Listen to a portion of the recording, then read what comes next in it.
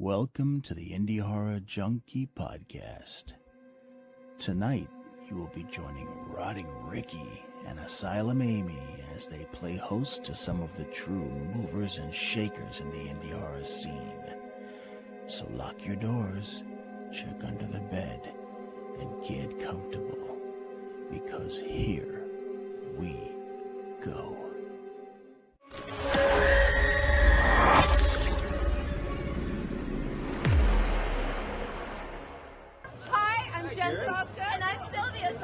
And we're the Saska Sisters. And this is Indie Horror Junkie! Indie Horror Junkie! Indie Horror Junkie!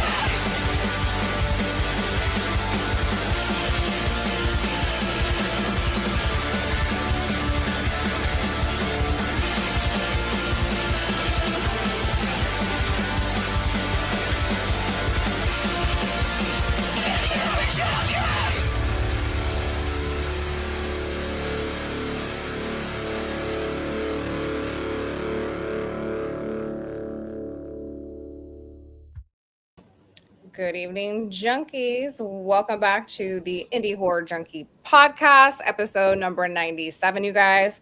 How's it going, Rotting Ricky? It's going well. Asylum Amy, how are you? Doing good. We have another great show lined up for you guys tonight. We have the iconic horror actress Eileen Dietz in the house. Give it up. So make sure that you're chiming into the comments with questions that you have for her, because we are going to get into it. But first, we have some Indie Horror Junkie news. So let's dive into that. Mm-hmm. We officially have announced our film festival selections for ScareCon. So if you guys have not checked out our socials, here are the official selected films. All the filmmakers have been notified. Again, thank you to all the filmmakers who submitted. We're really looking forward to a great event next month.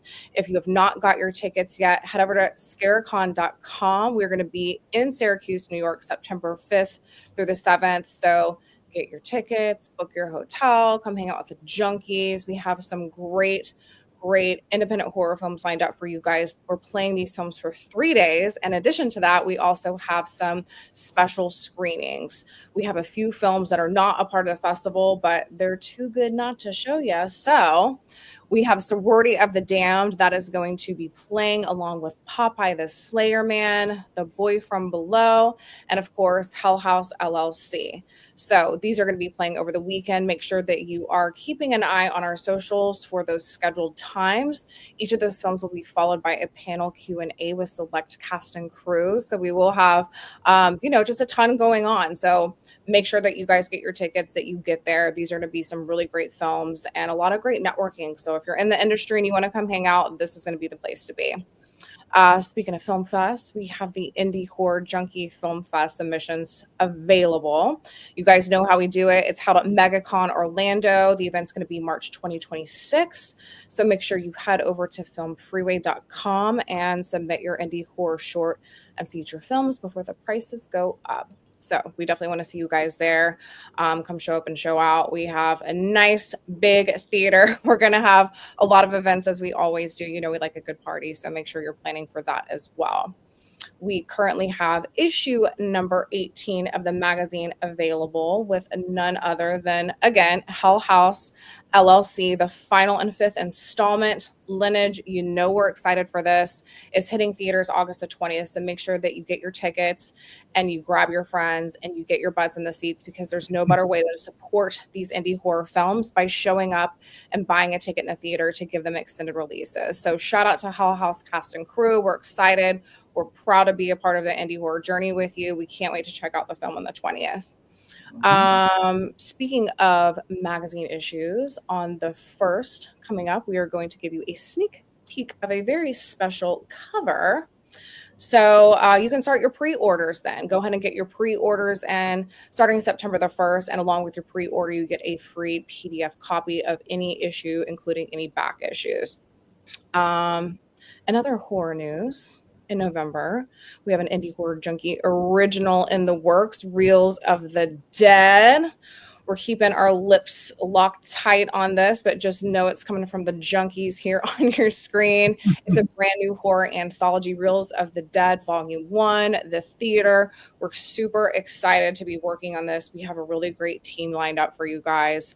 And not only are we creating the wraparound story, but we have 3 other independent horror short films, including an additional Indie Horror Junkie short film coming at you. So filming starts in November. Stay tuned for more announcements on our website, our socials, and of course, the magazine. What else we got, Rick? We have tarot cards. Love tarot cards. There you go. Your free virtual horror film cards at tarotcards.com. They're huge supporters of indie horror films. You can go to the App Store, whether you're Apple or Google, and check that out. And it's just another fun way to support indie horror. Yep. Well, we have our first Indie Horror Junkie original feature film, The Clock, which is currently out for streaming and available on Blu-ray. And today it was announced that it'll also be coming soon to the Roku channel. How about that? Those are all the streaming services you can pick it up on right now. And once again, you can order the Blu-ray through Indie Horror Junkie or Bayview. And then soon it'll be available on Roku. So there's no excuse not to go out there and watch it. Tell your friends, make sure they all watch it, and make sure you all drop us a rating for sure. And a shout out to Bayview Entertainment, our distribution company behind The Clock. They've done an incredible job of pushing this film out and getting a lot of eyes on it. And we're super grateful for that. So if you haven't seen it yet, download it. Buy the Blu-ray. You know you want to watch it. It's got your favorite junkies in it. So what else can I say? I think that's it for the Indie Horror Junkie news this week. Did we cover it all? I think we're pretty good.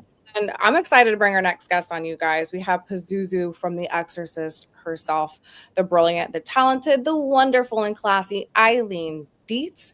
We're going to check out one of her independent horror films called Okeechobee. We're going to watch that trailer right now, and then we're going to bring her on. So let's get to it, Rod and Ricky. All right, here we go. I'm really sorry, but you don't look anything like your profile picture. Oh, it is a bit of an older photograph. A bit? You don't find me attractive? No. I mean, you kind of catfished me. What's that? Catfishing? It better not be! Open up! David! It better fucking not be! I goddamn loved you, bitch, and you went and fucked Lee? Oh, that was nothing! And we're nothing! We're not nothing! Oh, knock it off! Who the fuck is that? Well, that's Nigel. You fucking whore! Oh, fuck off! Get out!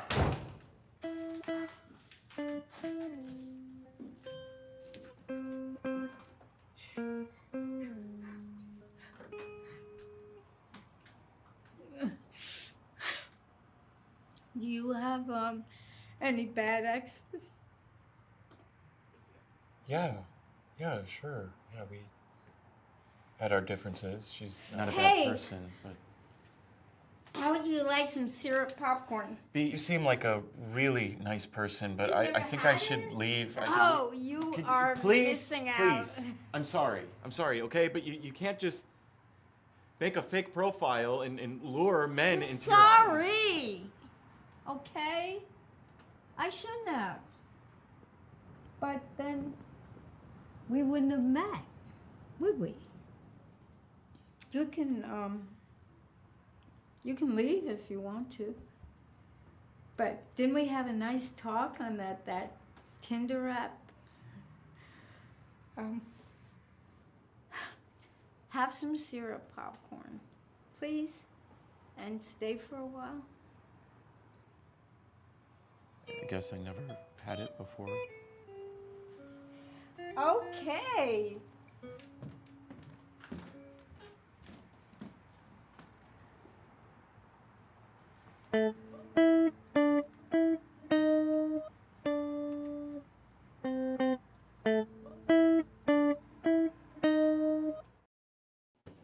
Hey.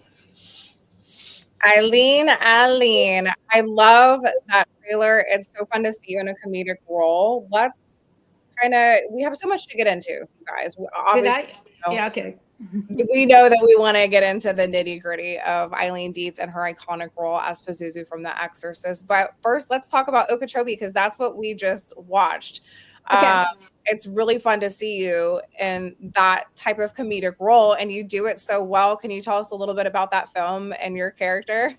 Well, we just shot it a couple months ago, and I learned what catfishing was. Yeah. Because what happens is my character catfishes this other guy, and he comes in the door and he says, "Where's B?" And I said, "Oh, that's me." And he says, "No, it's not. No, it's not. She's 40 years old." And it goes on. And I said, "Well, it's an old picture." And there's actually a line in it where I'm showing him off my artwork, and I say, "Oh, I painted this in my menstrual blood." And he says, "Menstrual blood?" Well, it was a little while ago. So it goes on like that, and we talk, and my old boyfriend comes in, and I think it's very funny, and I think it works really well, and I love the tattoos. It is great, and it's a lot of fun, and I have no idea what syrup popcorn is, but I hope everybody got to try that on set. And well, that's not quite out yet. So maybe we can just put a little notice and say, "Okay, you can come see it now." There you go. There you go. You'll have to let us know when it's available to stream, because we'll definitely want to catch that. And you've been really involved in a lot of independent horror lately, not just Okeechobee, but some other fun trailers are going to be showing soon. We have Grandma's Cookies, Beverly Hills Exorcist, and Abnormal Attraction. You are really just continuing to thrive in the film industry. You're such a fan favorite because of the iconic role as Pazuzu in The Exorcist. Let's back up a little bit and get into that, because everyone's excited to really talk about but this. I just wrapped a film. It's called which is that one? Mrs. La Dee Dee, and it's about an after-school play center for kids. And I can't tell you exactly what happens, but it is horrific. And I read the script, and it took my breath away. It's just something about children. And Is that the one that you were filming this week? Excuse me, what? You were filming that one this week? Yeah, well, in the last 2 weeks. And The we last just 2 wrapped weeks. it, yeah. And where did you film that at? a house in Encino. Okay, very cool. Yeah, I play a woman that has severe dementia. Maybe. Maybe not. I do things like crawl on the floor. I don't know if your viewers, but it was like a scene out of Kafka's Metamorphosis, where a man turns into a bug. But I don't turn into a bug. And we do all kinds of stuff there. So, look for it. I hope it's going to Sundance. And this is going to be a horror film? Yeah. Perfect. Oh, and what is it's more thriller. I like to differentiate between horror films and thrillers. Yeah.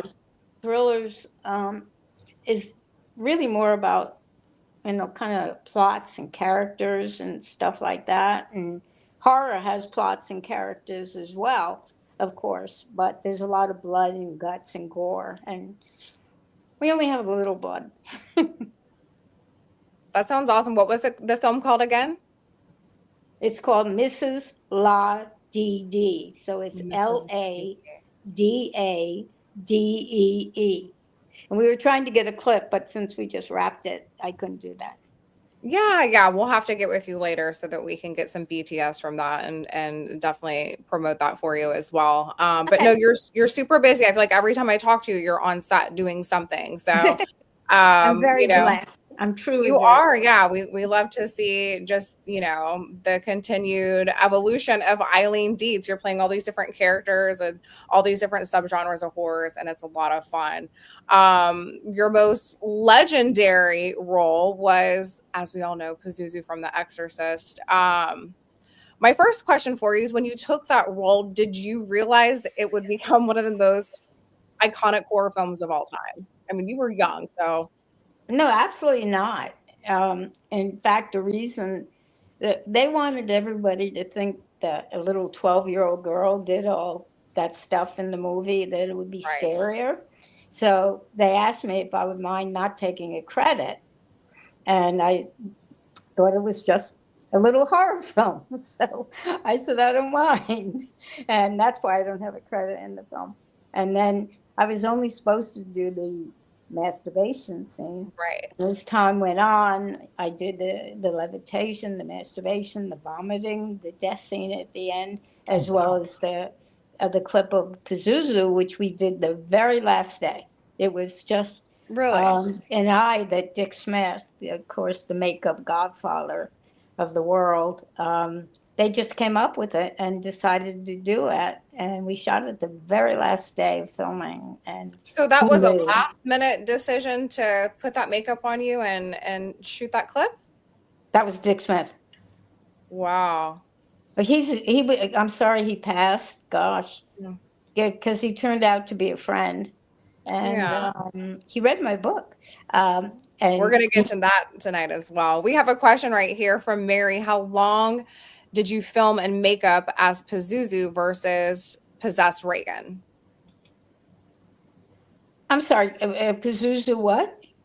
How long did you film and makeup? So I think you answered that. Did you say that you filmed the last day, so you just got that shot in one day? Yeah, that was Pazuzu, but the film itself, it took 4.5 months, which is unheard of.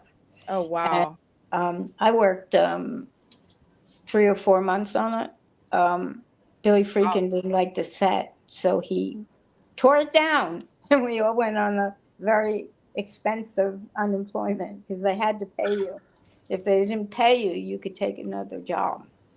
And the makeup, if that was the question, the makeup, when I was made up as Reagan, they all took about 3 hours, 3.5 hours. Interesting. And so you were 12 when you took on this role. What was that audition process like for you? Well, I can interject this for a minute. I did write a book, and all of that's in my book. It's called Exorcising My Demons. But Lug it. Let's bring that up, Rick. I brought this up here. There it is. And there's also a podcast. Oh, nice. And this is an audio book that you can get from that. Not a URL podcast. right I'm sorry. We did An an audiobook. audio book, and I did the narration on it. Very nice. Yeah, let's talk a little bit about that. The title, Exorcising My Demons, was that a play on words for you, or does that have more of a personal meaning? It was more a play on words. Yeah, it's a great I never title. thought about that. Probably, we all have demons. Maybe that was true. I was too young to have too many demons, I think. When you wrote the book, did you ever think it would become an audiobook? Did you always see yourself narrating this book, or did it just kind of happen later on? I always thought about doing an audiobook because a lot of people these days don't read. Yeah. I thought it'd be better for horror fans to read it, but I've sold a lot of them. What was it like narrating, a lot of, kind of going back to those scenes and reliving it? Was that kind of an experience for you? Were you? No, I just liked it. I thought it was fun. It's like, shit, that was really cool. That was really nice. And because what I wanted to do with the book is talk about a lot of the funny stuff that happened on the set rather than the scary stuff, because most people know about that. And the chapter on the masturbation scene is not to be missed. So the readers or the listeners really get to hear this from your point of view and your experience, and just a lot of behind the scenes, it sounds like. Well, in answer to your question, I did a play in New York City, and that's where I lived before I came out to California, and that's where I was born. And it was called Ontological Proof of My Existence, which means there is no proof. And it's about a girl who comes to New York to find someone to love, and she ends up being controlled by this pimp. But 2 agents came to see the show. Agents used to come see shows. And then they called me the next day and they said, do you want to audition for this film? It's called The Exorcist. And they set me up with the casting director. And I did 2 improvisations for them. I went home and read the book by William Peter Blatty, and then I did 2 auditions from it. There's also another funny thing in the book, I think. Even though I was tiny, they wanted me to be tinier because I was possessing Linda Blair or Reagan. And we had magazines, maybe we have them still, but they said you could order a wetsuit and that would take off all these pounds, right? So Oh my I God. couldn't get this wetsuit, so I wrapped myself in saran wrap and rode my bicycle through Central Park. Oh wow, that's a At good story. 12. So that's what the book's like. And yeah, life is so tricky or whatever it is, because we used to hang around the Equity Actors Union, and I saw the casting notice up there, and I said, I'm going over there, and they actually had cast the part, or just about, and I auditioned for it, and I got the part. The casting, the agents came to see it. I auditioned and got the part. So life is funny that way, kind of being in the right place and the right time. Well, I live by that. Being in luck is being in the right place at the right time and being prepared for it. Because if you're not prepared for it, then it's just a waste of time. Preparation, meeting, opportunity. I think a lot of us try to live by that. It's really Great the only way you're going to make stuff happen these days. No one's going to hand it to you. Now, I know you don't want to give too much away about the book, but is there anything that you can share about filming The Exorcist that the average fan might not know about that film that you do go into detail into your book that you would like to share, or they got to buy the book? It's really just about everything that people don't know because I was on the set. And people used to like to do pranks. And I remember once I went into the bathroom and there was an arm sticking out of the toilet. Oh my God.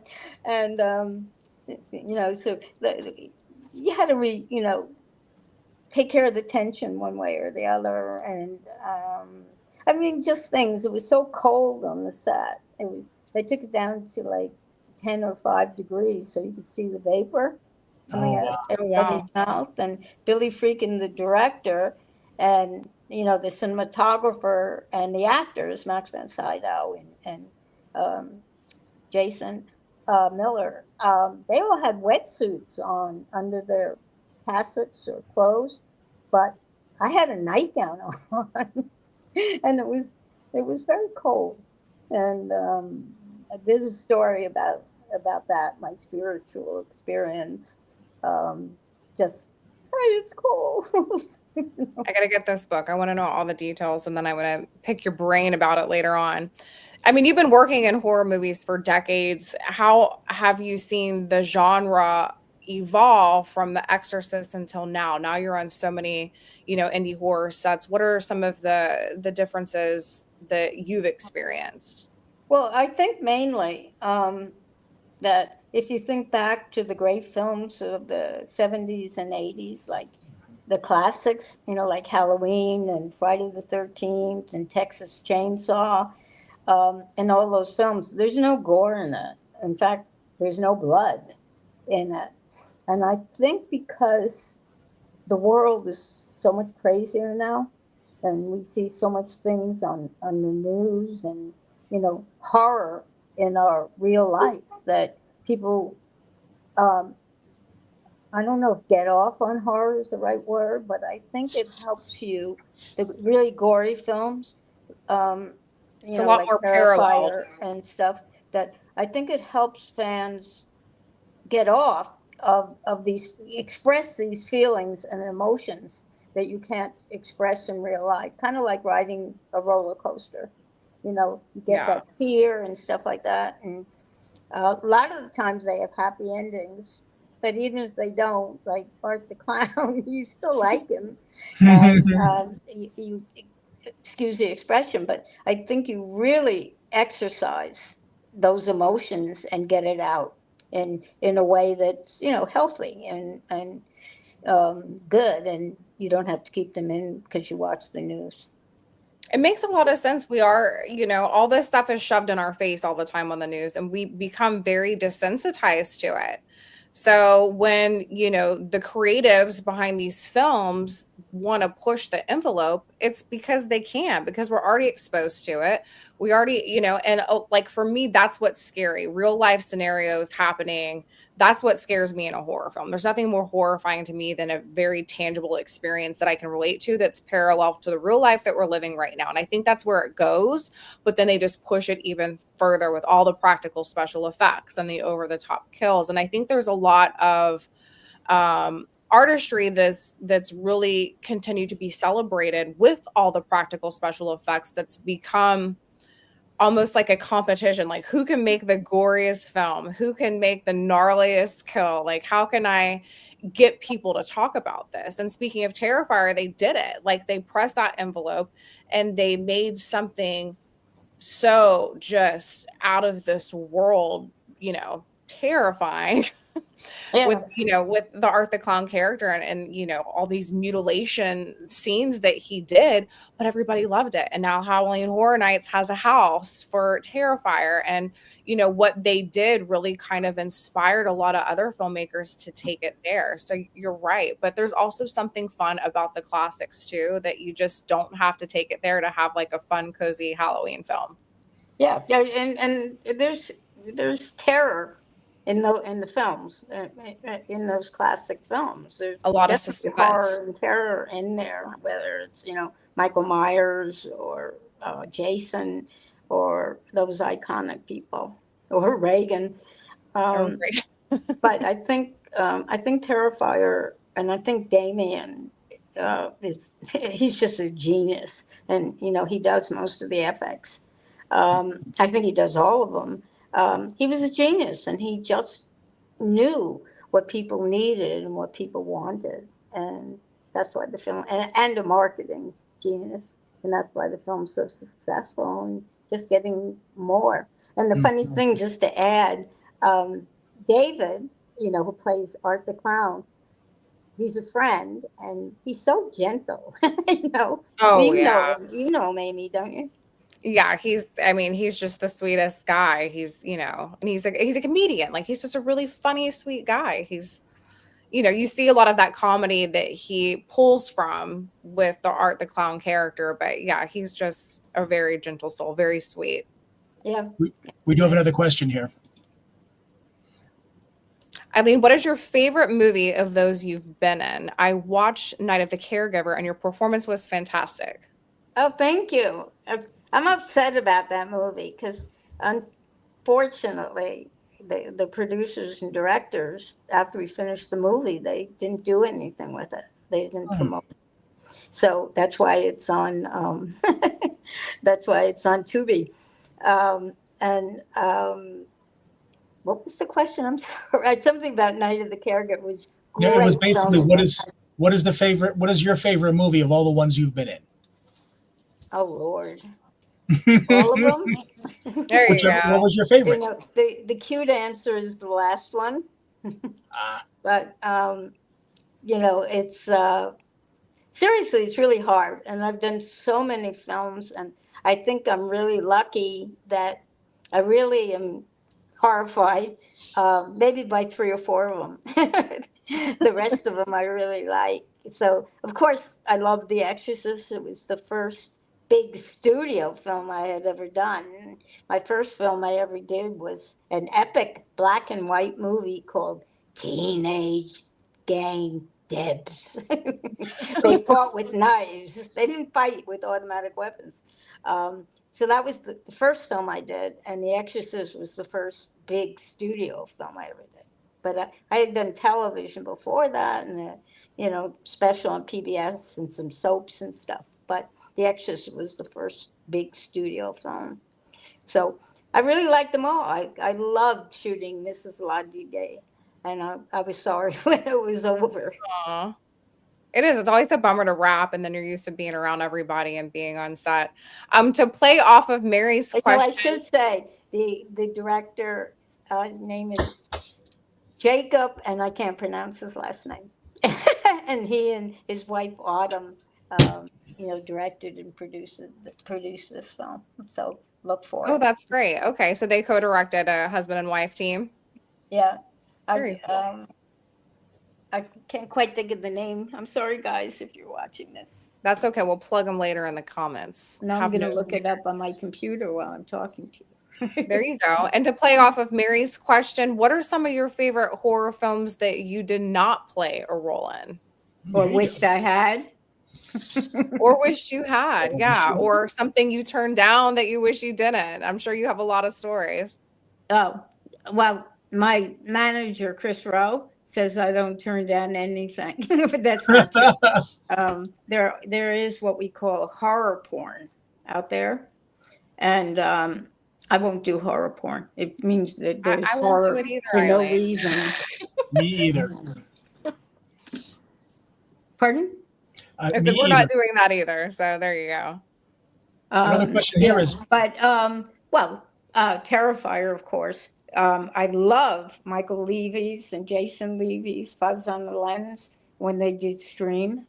I think that's a wonderful movie, and they It's a managed really fun to film. combine humor and gore with a story. And there were people you really liked, like Danielle Harris and Jeffrey Combs, people like that. So Daniel Roebuck. that's it. Yeah. Don't we have a trailer? Yeah, he's for a Fuzz- client. the Fuzz on the Lens movie? Yeah, speaking of Fuzz on the Lens, you were in one of their films, Abnormal Attraction. We have the trailer for that. Let's go ahead and show it, and then we can kind of touch on that a little bit. Okay. All right, here we go. I've had a lot on my mind recently, and I accidentally scheduled an AA meeting tonight that I can't make. Look, I'm sorry. If you cover this for me, I'll cover your meetings for a week. Just so you know, it's kind of a weird group of people, so it's not actually here. What? I'm Dr. Stanley Cole, and I am an alcoholic. Those give me goosebumps, and I give them goose humps. I can't get her out of my mind. Vampires. They really make my blood boil. What the hell you got me into here? My wife caught me watching a game on my free time. She'd put me to sleep. Little trouble in dreamland. We found monster cheese. We are not meant to be with these creatures. This is a sickness. They do not exist to be our slaves. I got you! Monster mashers? Well, why didn't you say so? Just hop on in, sit on my face. Okay, who's next?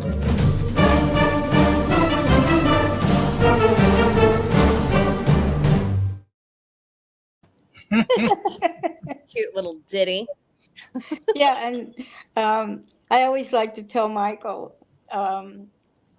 their company's called Fuzz on the Lens. I always like to tell Michael, I knew you when, because I did a little short film for him when they just started making movies. And you and Mike have known each other for a long time, like 15 years, right? Oh, a long time ago. Yeah. Yeah. Course, And he's I great. look the He's so much same. fun. But let me tell you that Autumn and Jacob's last name Yes. is, where did it go? No, don't tell me it went away. It's Arbittier. So it's Arbittier. All right. So we can look that up on IMDb and find that film and keep an eye on it, because we definitely want to, check that out whenever it comes out. You're speaking It's so highly of really it. very, very unique. And to answer your question, I loved shooting Grandma's Cookies. And if I may be so bold, I won 3 Best Actress awards for it. Congrats. And my I computer saw was that. working. I could show you my trophy shelf. But yeah, And we then- have some still shots from that. Rick, can you pull those up of Grandma's Cookies? And we have the trailer. Let's check you out got the clip on that too, right? Yeah, I've got the clip and we've got some stills. Look at you there. You don't look like you're in the Christmas spirit there. Oh, it's a Christmas thriller. And this That's is the Michael. director, correct? Yeah. And Look at those are the cookies. Yeah, I can We can see. hear you. Can you see what's in the cookies? Oh, an I see a ear, finger, an finger. There you go. The film's won several awards by itself as well, and they're talking about making a feature out of it because it's a short film. You want to see the quick trailer now? Yeah, let's check it out. Here we go. Can I stay up just a bit longer? Now, Billy, you know the rule. You must be asleep when Santa comes.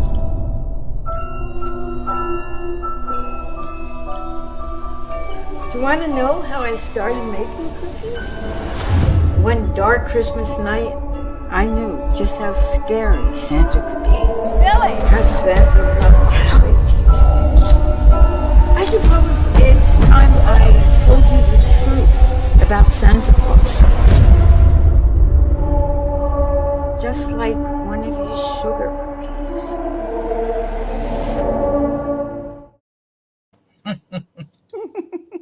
I love the creepy music that they attached to that. And thank you for the director for sending that over, the clips and the BTS. So are we able to, I know it did a festival run and that's where you won your awards. Are we able to watch the whole short film anywhere or not just yet? Yeah, it's on YouTube. Okay, perfect. Yeah, we'll have to check that out. And I think Abnormal Attraction is probably on other things, but it's on YouTube. I think YouTube has really good films on it.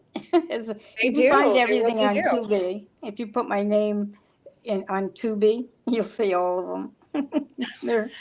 They're kind of in there because, like Beverly Hills Exorcist, it's a lot of FX and special effects and green screen. But I won 2 awards for that as best villain, and it's about this head. Just a big head, and these real estate people can't get it out of the house, so they can. And you're the big head, but it's very different and very, very unique. We have that trailer as well, and I want to show it because you're right. The effects on that are so much fun to watch. So let's go ahead and pull that up and check this out, you guys. Yeah, it's just a quick clip, but here it is.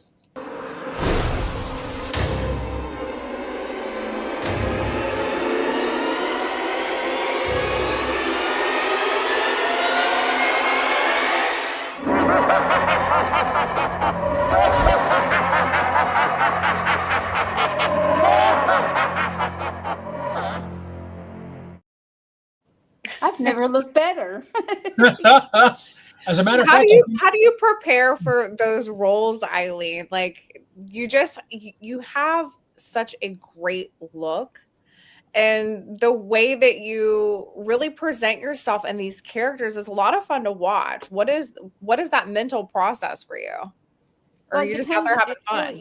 It really depends what it is. Like when I played the character that had dementia, what my acting teacher said is you just have to be like a child and just believe it. And if the writing is good, when the writing is good, it's much, much easier to do. And you just really just have to believe it. And but I was also in General Hospital, and which I loved being on General Hospital way back with Luke and Laura. But she was in a mental institution, and everybody asked me the question you asked. And it really became just about changing moods really quickly. You know, like, oh, it's such an, why are you treating me like that?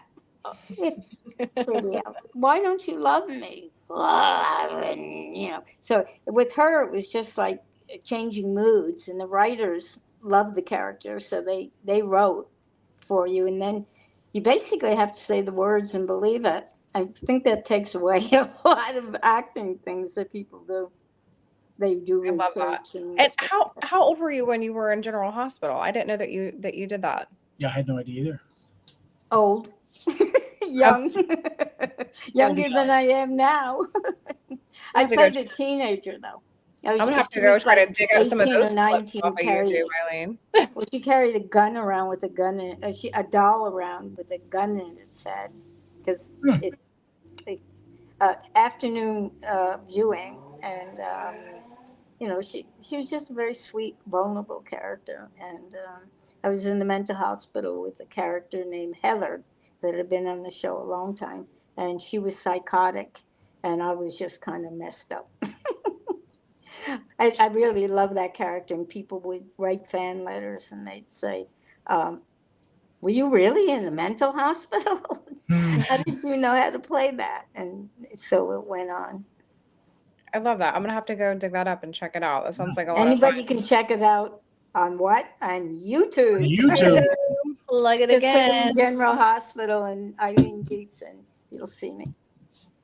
I want to But touch a little one thing about doing, a podcast like this, I never talk about myself this much. But it's fun, and we want to check the that. oldies and goodies out. When we were getting ready for the podcast, you were so generous to give me your time and send all the, tell me the clips to pull and the films you wanted to mention, and you sent all these great pictures. And I'm like, how do I choose? These are all so much fun. And I do want to show the Cowboys pictures. We got to talk about the Cowboys here for a second, you guys. Dallas Cowboys. Do we have to?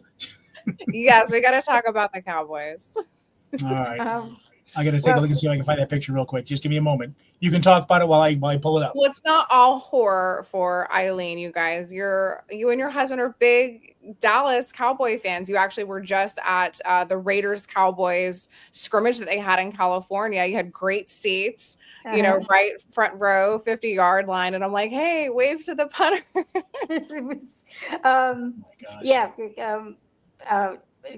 My husband and I decide we're very lucky because we also do what we call boat camping. And a lot of people don't like camping, but we go to a cove that has nothing in it and put up a tent and, bring in your food, your toilet seat and all that kind of stuff. And we both love football. So I keep telling Thomas, where are you going to find a woman that likes football and camping? Found her. But I like Tampa Bay, as you know. Thank you. We're big Bucs fans down here. And that was my great story because I've always been a Tom Brady fan, although I never liked the Patriots. But I always liked Tom Brady because I like watching good football. So when he moved down to Tampa Bay, and of course, Michael and Jason and the rest of them are fans. Their family's here. They fly down all the times for the games. They do not mess around. Their uncle used to play for them. Exactly. Yep. So I decided we're also gamblers. We bet on football a lot. So I bet on Tampa Bay to win the Super Bowl because I like Tom Brady and I like Michael and Jason. And they won. Wow. I don't even know what the odds were at that point, but against all my wishes, here's that picture. I love it. So this was last week at training camp when they had that scrimmage against the Raiders, and it was packed. Yeah, it's always packed. Yeah, it was game especially. Everybody showed up for that scrimmage, and it was nuts. But did you go? You went? No, but I was texting who I told you was texting, and he was saying that it was very busy there, and then you were telling me how busy it was. So that must have been the game to go to. They closed the roads actually after a while. There was so much traffic. There's so many because it's free to get in. You just pay for parking, and some of the schools sponsor it, so they make the food and the money goes to the schools, which is really that's cool. Yeah. And a lot of people don't know that Cowboys, they do their training in California. Why? They do. I was just mentioning that. They do. They're in California, and then they hightail it, to Dallas for the preseason games, which I think it's a shorter preseason this year. Actually, I think they.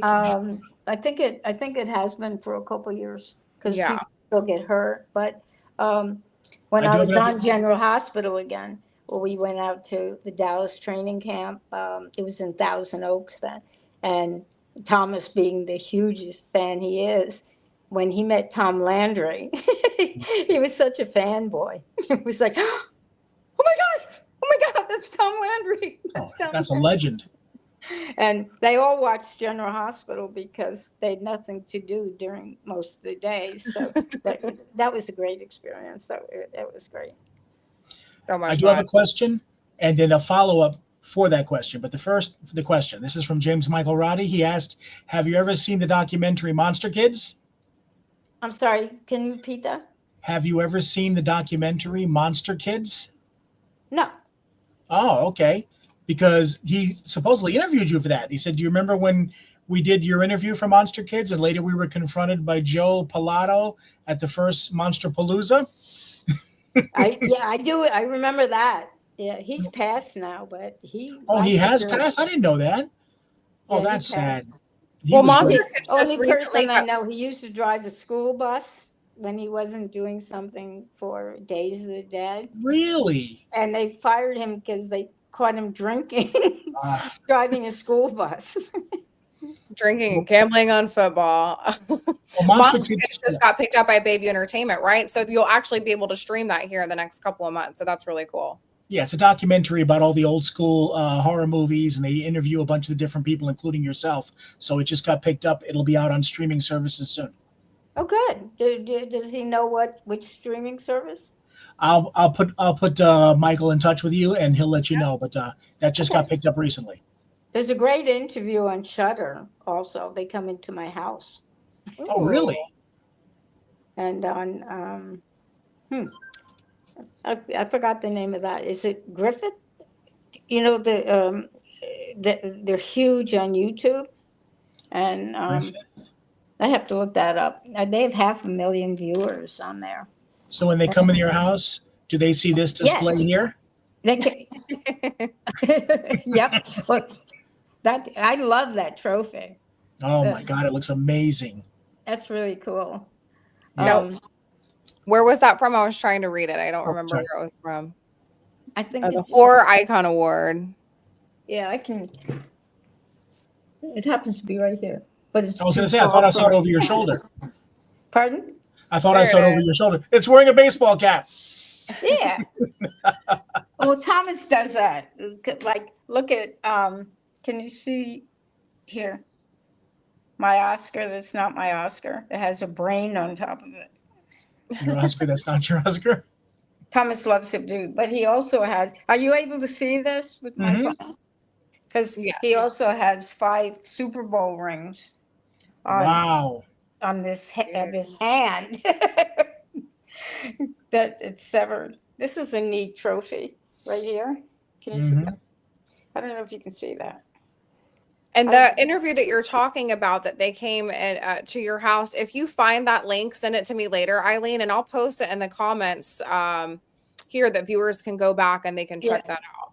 I think she said it's on Twitter.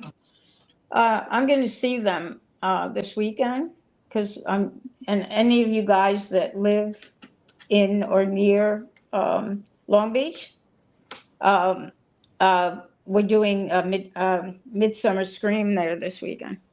I know, I saw that. I really wanted to go, but with Scarecon coming up. You should have come. I know. There's a lot of people that I want to check out there, but we're going to Scarecon in a couple of weeks and then Silver Scream after that. So we might have to drag you out to Silver Scream just to come hang out.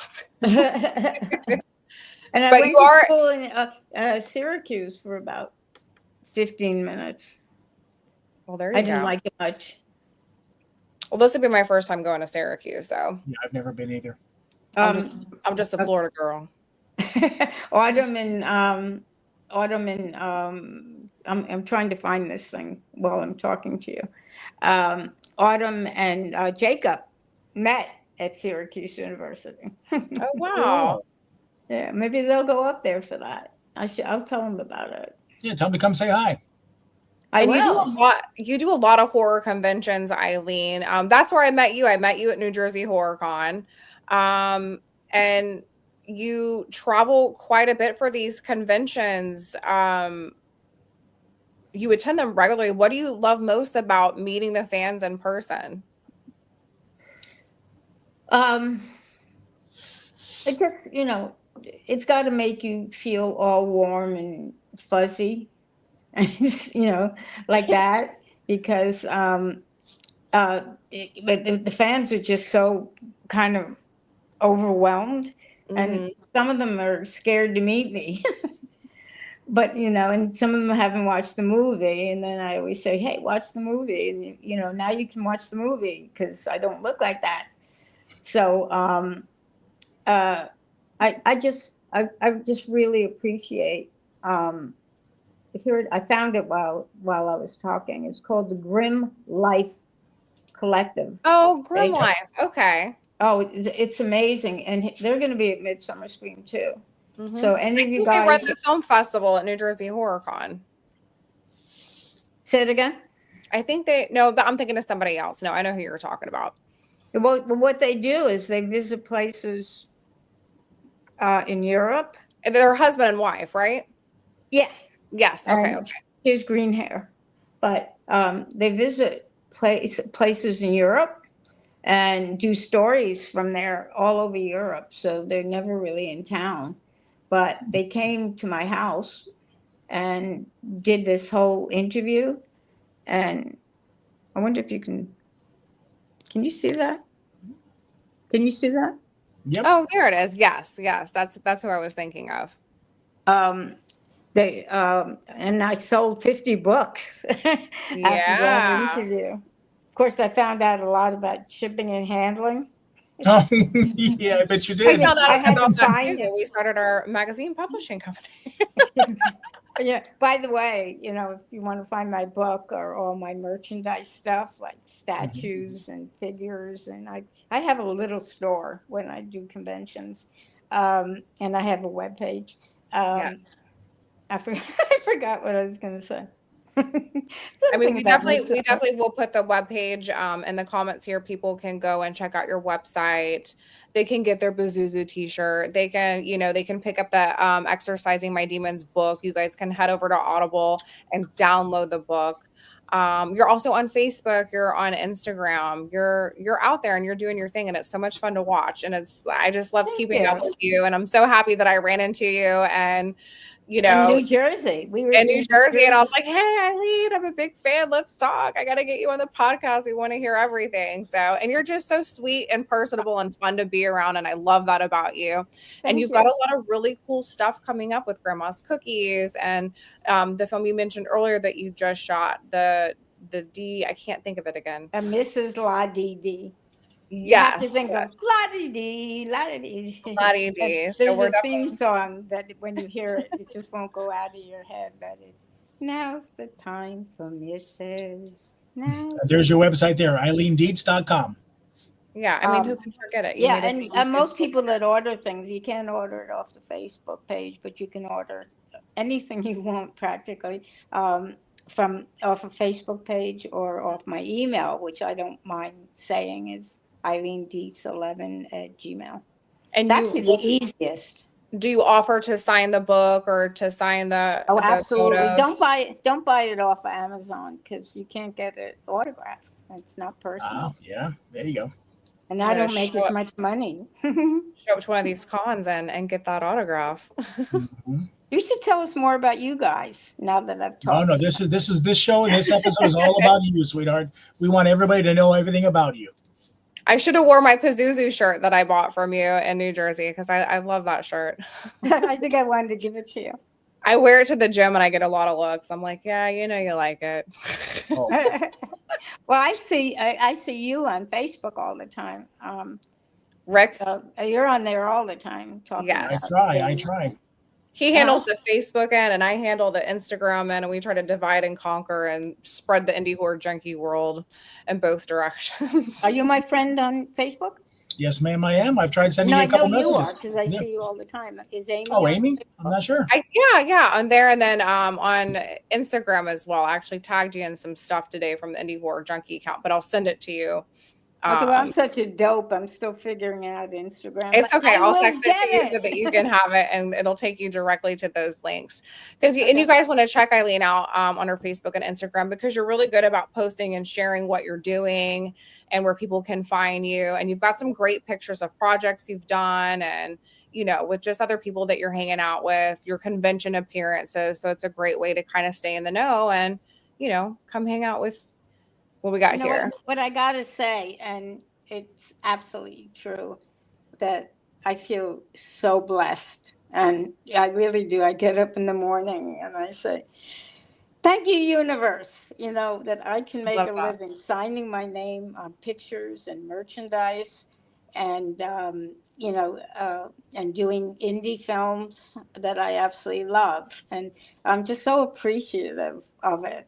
There's not that many of us that do that. And like, I'm so appreciative of you fans. Anyone out there that's listening, don't say hello on my private Facebook, not as a messenger, but you can say hello, in my notifications, or you can say hi at my email. That's fine. Like you said, I'm so appreciative. I'm a lot of people say, I would not be where I am without my fans. And by the way, I would not be where I am without my manager, Chris Rowe, because Dee Wallace actually told me about him. And we talked, and it took a little while for people to learn about Pazuzu. They didn't know about Pazuzu, or they thought Linda did it, or, a male. So he spent a lot of time, and he's really, I had a long career before I met Chris, just doing other things in TV, but he really created the person who I am today. And we're part of his family as well. But he really created a place where now I'm being cast in all these indie, that, he let inform people about me, and he's really good at his job. It's Chris Rowe, Roe. Shout out. And Well, he you're handles so Malcolm McDowell and Bruce Davis and Tracy Lords. He handles some wonderful people. You're so well loved in the horror community, and you have so many fans that, they're always going to be a fan of The Exorcist and what you did there. And I think what's important, what your manager did, was to let all these indie filmmakers know that you love what you do and you still want to work. And for, filmmakers like, even Rick and I, that, when there's someone like you that's an icon, it's like, yeah, we want to work with her. This is great. And then to see you do all these different characters and all these different energies, you have such a broad range as to who you are as an artist, and it's so much fun to watch. So just sending you all the best energy. I can't wait to see some of these upcoming films that you did, and I know that it's just going to keep rocking and rolling and moving forward for you. So just keep making indie horror films, because we want to see it. Don't stop. You've got a really good fan base, and we're now excited. I can play grandmothers. Exactly, but we're excited to have you be a part of the Indie Horror Junkie podcast with us tonight, and we're so grateful that you took the time to come on. So you guys check out her out at eileendietz.com, hit her up on socials. Check out the shop where you can get the merch signed, check out her book, her audio book, and stay tuned, because the Junkies are not done promoting. We're going to have some fun surprises coming up in other ways that you're going to be hearing about Eileen. So stay tuned for that. And don't forget, they probably know about the magazine. The we're definitely going to be spilling some details on that very soon, but we're going to kick you back to the green room. Don't go anywhere. We're going to give you a proper goodbye, but thank you so much for coming on the show. And I think we had a lot of really great viewers that really were excited to have you on tonight. So thank you again so much. No, thank you so much. Really. Thank you. Thank you. Our pleasure. All right. Don't go anywhere. We'll be right back. Just hang out. Bye. All right, you guys, such a fun show. We have been so excited to have Eileen on. We love everything that she's doing, and she just continues to stay relevant in horror, and we love to see that.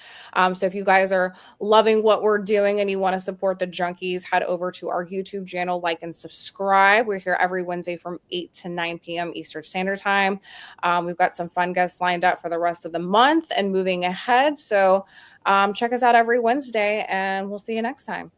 All right. See ya.